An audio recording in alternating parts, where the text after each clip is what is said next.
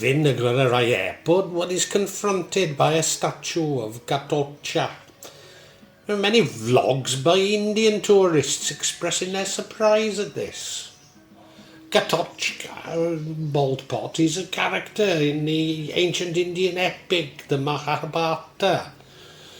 As the head of one of the Askahani army, he's an important figure from the Pandava side in the Kurukshetra war and has caused a great deal of destruction to the Kaurava army.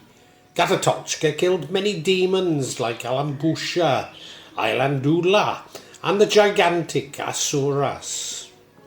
And these Indian tourists are often shocked to find that both the Mahabharata and the Ramayana are so popular in Bali, despite Java being mentioned in the Ramayana when King Sugriva sent his spies to the many places to search for Sita. Furthermore, statues of these epics are popular all across Indonesia and can be found in most towns and cities. Nevertheless, these Indian tourists, on seeing the statue and hearing about the Balinese knowledge of Paravita Ganesha, son of Shiva and Parvati, Vishnu, Brahma, Anjuna, Shiva, Sharawasti, Brahma's wife, Lakshmi and Durga, one of the manifestations of Shiva's wife, Parvati, along with Uma, suggests that Bali, being Hindu, is quite unlike the rest of Indonesia, without really exploring the nature of Balinese Hinduism, nor indeed Javanese Islam, let alone Javanese or Lombok Hinduism. Those Indian visitors who take the time to find out more are often struck by how Bali represents a pure Hinduism that has long since disappeared in India. The Hinduism developed largely uninterrupted by outside influences and remains an important backdrop to everyday life of the Balinese, even today. Equally, if Muslims were to study Javanese Islam, rather than dismissing it as folk Islam, they would find an Islam as it was practiced some 400 years ago. But it's my contention that both of these explanations miss the true beliefs in Bali, and indeed Indonesia. Below the outward ritual, there lies an animistic belief system, which sees all of God's creation as having spirits. A belief system which Indonesians rarely share with foreigners, having been betrayed or berated many times for being primitive for holding them. Indeed, so pervasive as this fear that many Indonesians themselves feel these beliefs to be primitive, while secretly subscribing to them. Furthermore, the definition of Balinese beliefs as Hindu is somewhat arbitrary and was really to comply with the Indonesian constitutional insistence that everyone should have a religion and that had to be one of the recognised world religions. Even using this strict definitions, Balinese beliefs could more properly be described as Hindu/Buddhist. Nevertheless, once defined as Hindu, more mainstream Hinduism has been embraced by Balinese and Indian Hindus and have impacted on these beliefs.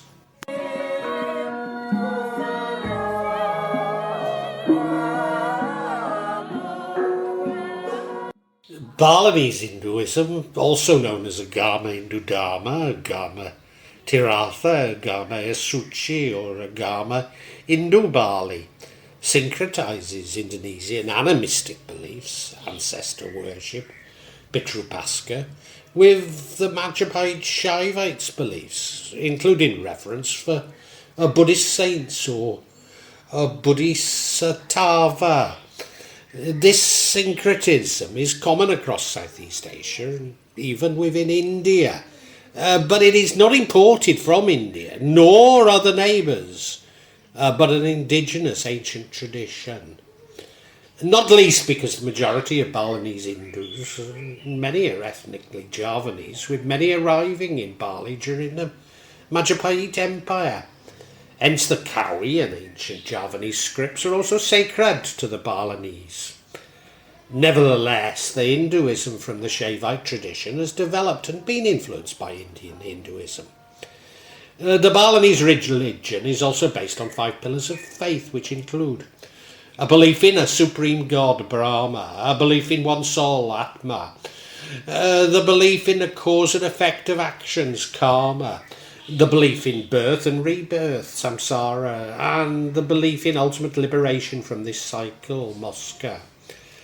These 5 pillars come into effect through the working of the prime gods, Brahma, the creator, Vishnu, the sustainer, and Shiva, the destroyer.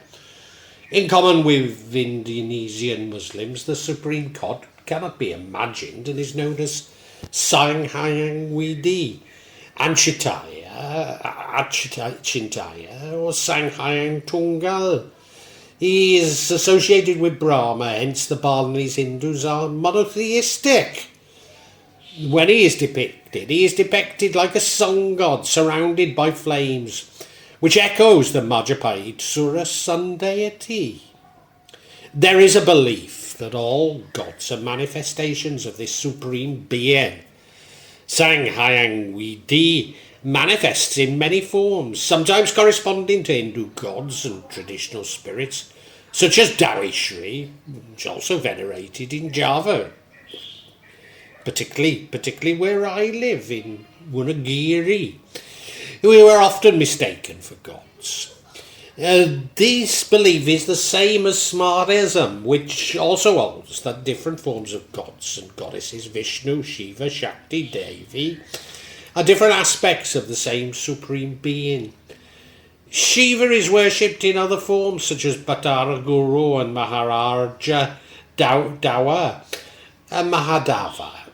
Trimurti represents Brahma, the creator, Vishnu or Vishnu, the preserver, Shiva, Chiva or Shiva, the destroyer or transformer, as manifestations of the divine.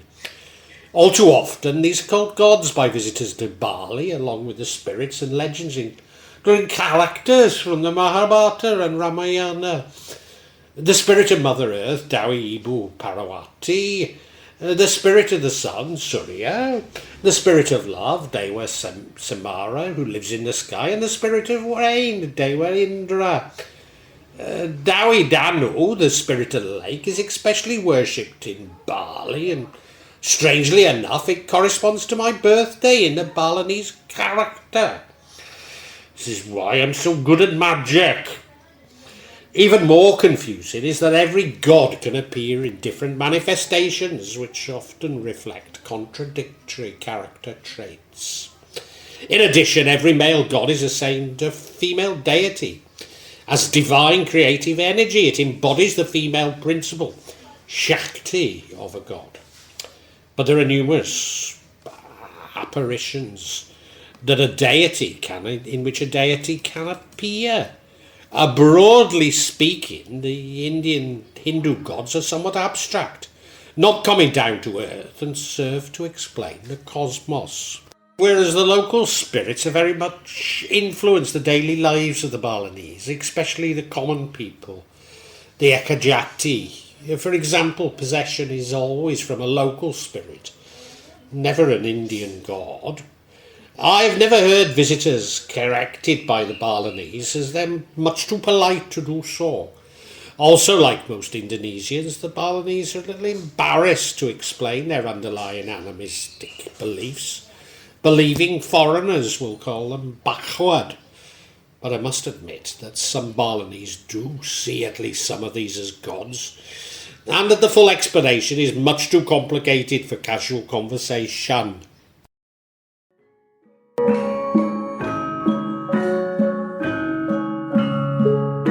The underlying beliefs are a balance between Dharma, order in the cosmos, and Dharma, a disordering force. As in India, Indonesian Hinduism recognizing 4 paths of spirituality, calling it Chaturmarga. These are Bhakti Marga, path of devotion to deities, which has the largest following in Bali, Jnana Marga, path of knowledge, Karma Marga, the path of works, and Raja Marga, the path of meditation. Balinese Hindus believe that there are 4 proper goals of human life. They call it Chatur Purasartha Dharma, the pursuit of moral and ethical living. Artha, the pursuit of wealth and creative activity. Kama, the pursuit of joy and love. And Moksha, the pursuit of self-knowledge and liberation. Pancha means 5 and Yadana means sacred offering from the Sanskrit for sacrifice. So Pancha Yadana means 5 holy rituals made with sincerity.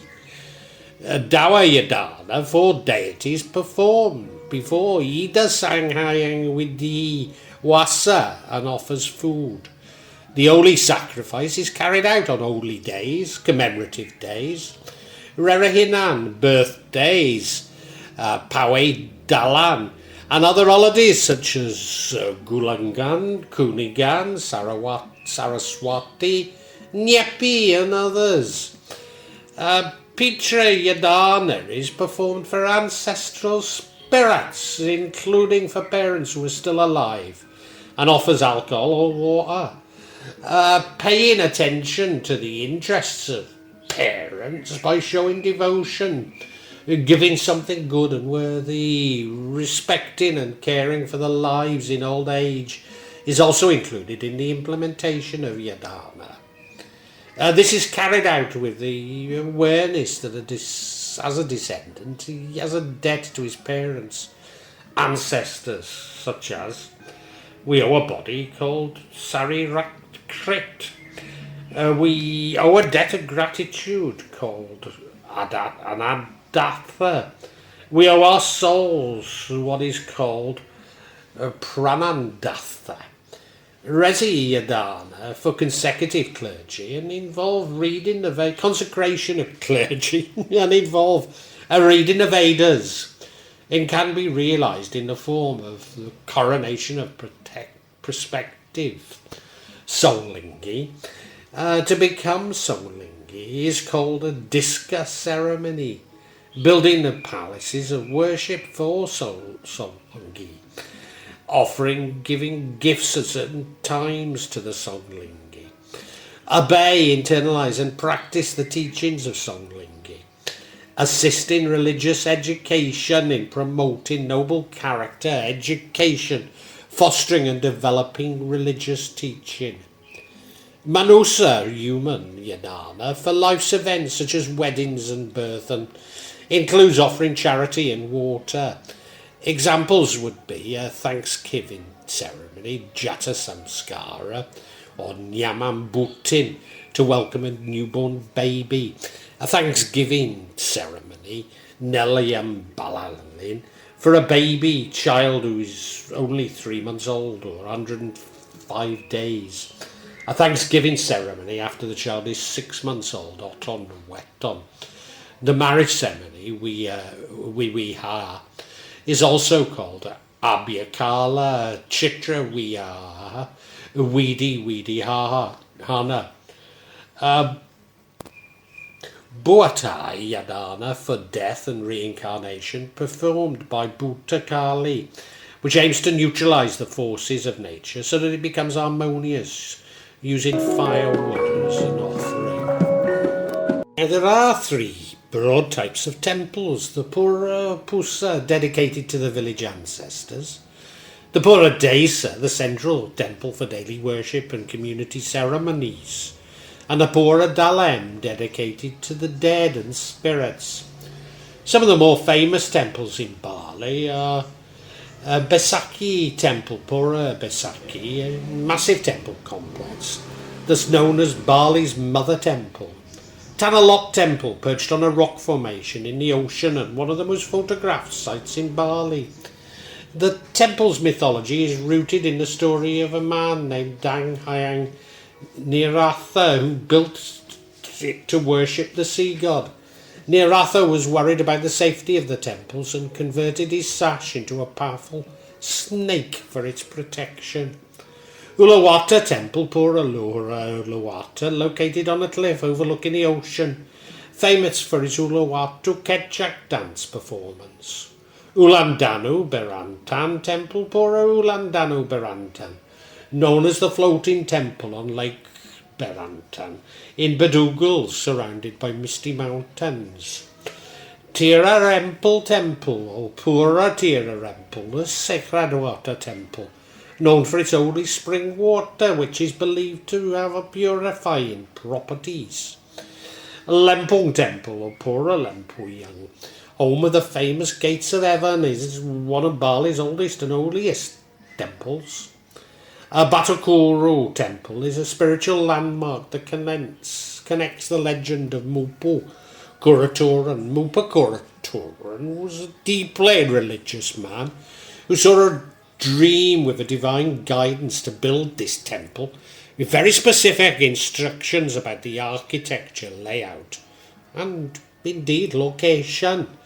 Within Balinese Hinduism, there are 3 levels of priests: the Prendenda, members of the Brahma or Warner, or Dwijati, temple priest, Pemangku, usually one of the Sundra Warner, Wyasi Warner, or Kasatri Warner, Ekajati, mediums, healers, or Balian, which I guess is what they'd call me there.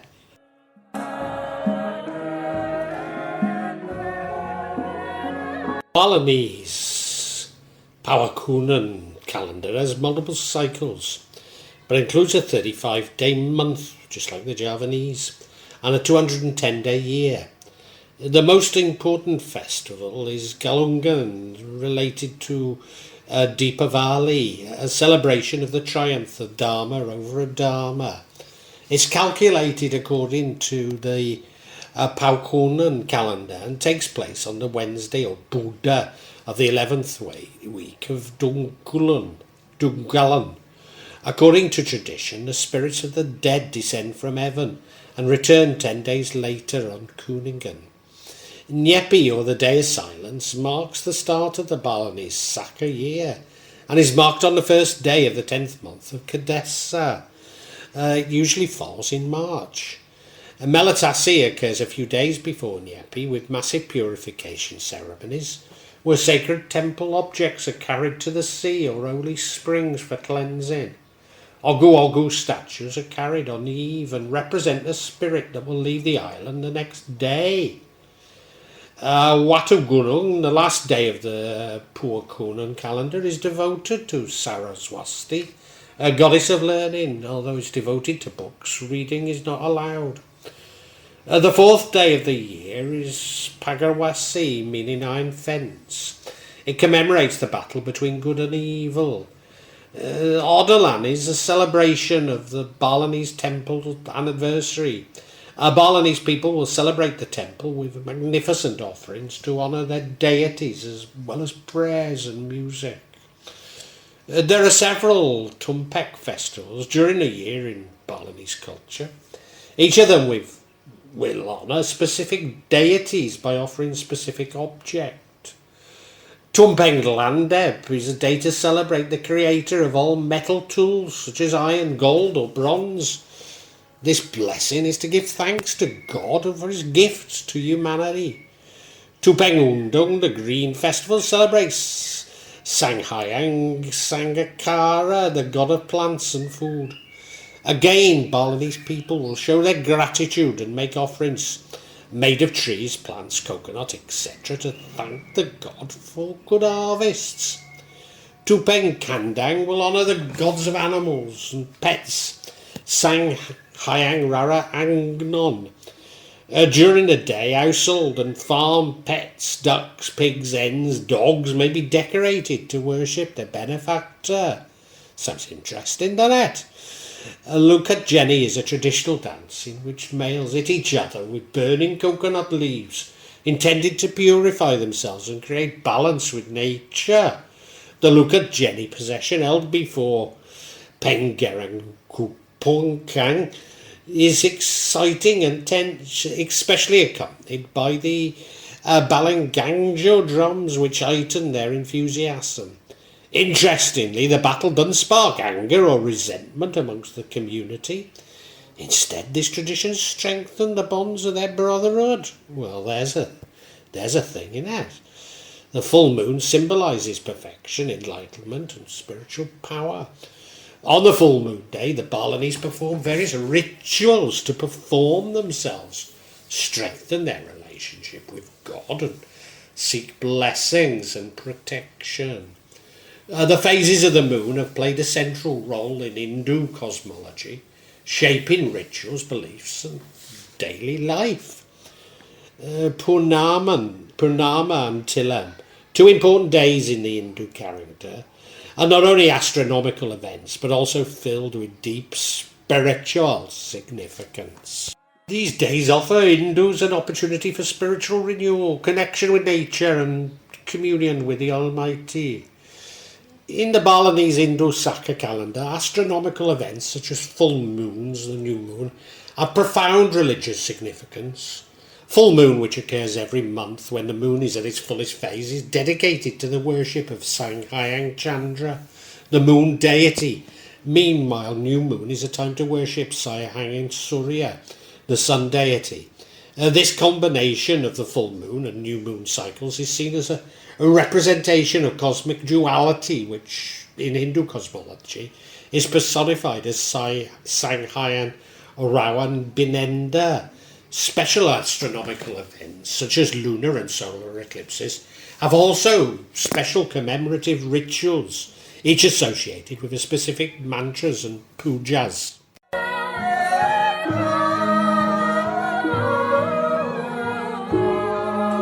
Banja, meaning neighbourhood, and its committee is fundamentally important to the way of life in Bali. Membership is compulsory for all married men. Regular meetings are held to discuss and decide on such issues as dates for religious events. They collect money for ceremonies, allowing temple maintenance amongst the members and overseeing land sales, and when necessary administering punishment for troublemakers.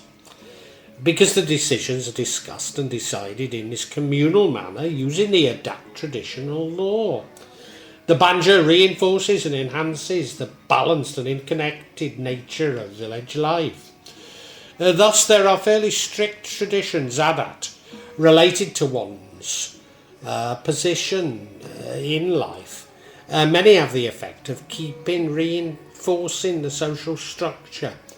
Nevertheless, overall Balinese Hinduism is an egalitarian belief system, and missing a rigid caste system. However, maybe three castes or wangsa related to the profession of the ancestors can be distinguished. Twi wangsa, thrice born, related to samsara, the nobility. Dwijati, twice born, an intermediate caste, for example, teachers and priests. And Ekajati, once born, the common people. Of course, the Indian caste system was reinforced and perpetuated by the British Raj, and there were attempts to codify a Balinese caste system by the Dutch.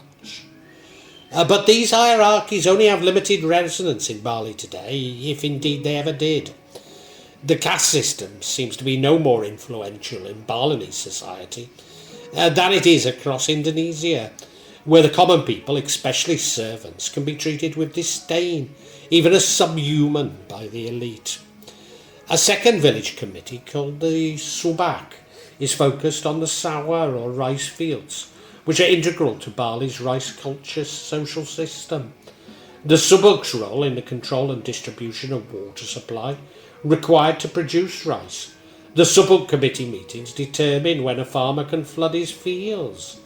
The name of the committee comes from the traditional farming system called Subak Abhiyan, and is based on the Hindu philosophy of Trihita Karana, which calls for happiness derived from three basic tenets: good relations with God, with other people, and with the environment itself.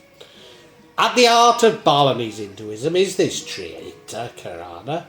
This spiritual theory actively shapes how Balinese people interact with the surroundings, including everything from social customs and temple design to agriculture and even tourism policies. The Balinese have quite strict dietary restrictions. However, the restrictions on the consumption of beef are nothing like as strong as in India. Balinese Hindus speak balance so that they maintain Moscow avoiding the reincarnation of samsara. There is a strong belief in karma, not good or bad, just a reflection of the life. Indeed, what is good for some is bad for others. This balance is all important. This is important for samsara so that we don't repeat the lessons we've been sent. If we have not learnt the lessons, we can return as an animal, plant or natural object. Every family house compound has a temple, sangha, in the northeast corner. Indeed, whilst there are temples poorer all over the island, worship is more a family-orientated thing. The cremated remains of the dead are placed in a special ceremony house until the soul travels to the family temple or shrine. Once cremated, the ancestors revisit their family home, where the living pray for them.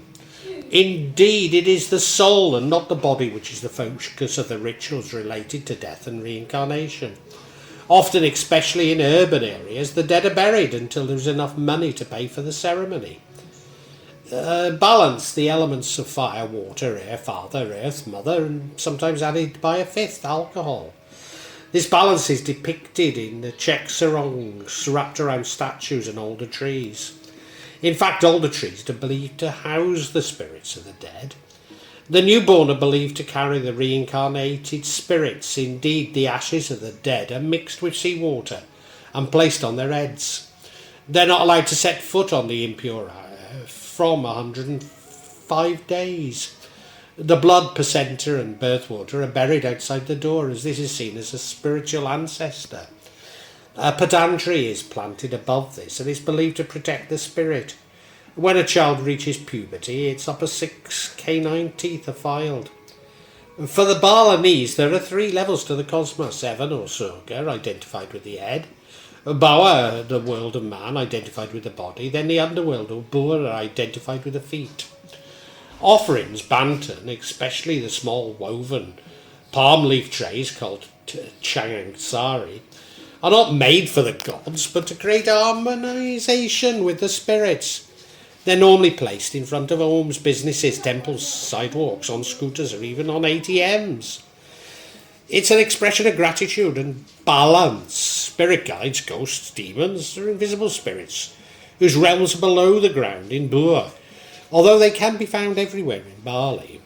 The underworld is ruled by a female deity known as Sesutura, the male deity Batara Kala, who created light and the earth. As in Thailand, but also in common with Java, the Balinese do use ghost houses, which are often seen outside shopping malls and offices.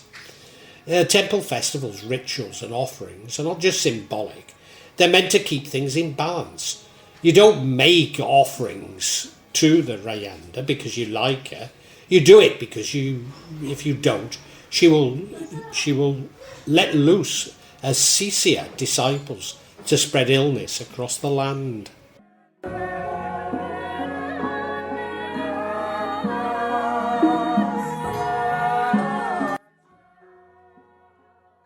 Us beliefs in Bali have a myriad of ayangs, the local and ancestral spirits, often living in natural places, not common in India. Indeed, this characterises beliefs in Bali, meaning that they have at least as much in common, and I believe more, with Javanese beliefs than those in India. And most of the religious ceremonies are carried out to appease the spirits and thank the good ones. Barong, a lion-like benevolent spirit that represents protection, order and good fortune, often depicted in traditional Balinese dances. Barong fight against dark forces to maintain balance. Ranganda, a terrifying witch-like figure associated with chaos, destruction and black magic. Rangda is said to be the queen of the Liak, the creatures that haunt graveyards, feed on corpses and hence associated with black magic. She is Barong's eternal rival, symbolising the struggle between good and evil. Most statues you see in Bali are Barong or Ranganda, along with other guardian spirits, animistic spirits such as Dawi Shri, characters from the Ramayana or Mahabharata. They are less commonly from the pantheon of Hindu gods, nor are they found in Pura. although Burma is encountered very commonly at every temple and over many front doors. The son of Mother Earth, Ibu Pertiwi, Dawi Vishnu, watches over the entrances. Burma protects buildings and keeps evil away. His face, often wrapped in a crown of flowers, can look awful or friendly depending on intentions and attitude of the person entering. Ancestor worship is an ancient part of Indonesian culture. Even the form of Islam that is practiced on several islands accommodates the spirits of ancestors that pass through the realm of mortals and influence it in ways both good and bad. In Hinduism in India, the dead are significant. However, they are primarily considered to have passed into the next cycle of rebirth upon their death. Their soul is carried through numerous rituals. However, the bulk of the religious ceremonies in India have little to do with the presence of the dead.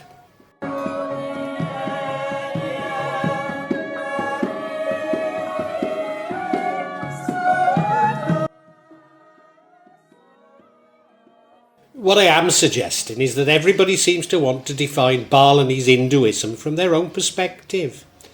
Indeed, I've just watched a vlog by a Christian evangelist describing how to promote the gospel in Bali, with no comprehension if they were successful, which is most unlikely, the negative impacts this would have on the family, the village and the community. A study of Balinese beliefs reveals the difficulty in defining it through the practices of others. Certainly in researching this vlog, I'm aware of how the narrative related to Bali has changed. There is considerable pressure to suggest that there was a strong Hindu culture in Bali from the 1st century as a result of visits from Indian traders. That conversation of what is now Indonesia to Islam was by force, and this impacted the development of Hinduism in Bali. That the differences between Indian and Balinese Hinduism are due to the Indonesian government's insistence on defining other religions through an Abrahamic veneer. Whilst there may be a grain of truth in all these statements, I can't believe that they are deliberate attempts to undermine Indonesia's tolerance and Islam in general, and need to be taken in this context rather than objectively. But maybe I too am guilty of interpreting Bali through my own beliefs, as I find more resonance with Islam in Java, especially my own Kajawan, than with Hinduism as it's practiced in India today. Mischief aside, the main reason for this misinterpretation is the same misinterpretation that occurs related to all religions within Indonesia. That is, that the rituals may appear to be similar to those practiced in other religions, but the beliefs are completely different, because the underlying belief system of Indonesians is animistic, despite few being really willing to admit to this. By assigning Bali to Hinduism and Java to Islam, all too often they are misrepresented, as one being like India and the other like the Middle East, when just a cursory investigation will show this to be a gross and misleading simplification.